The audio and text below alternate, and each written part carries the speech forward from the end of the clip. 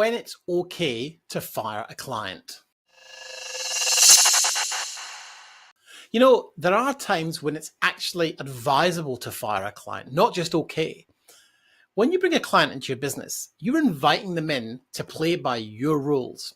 Now, if they start walking all over you, that's because you're not managing them correctly. And secondly, if they don't play by the rules, you ask them to leave. It's the same if you're in a bar. If someone behaves badly in a bar, they're asked to leave or they're thrown out. So don't feel that your clients own you.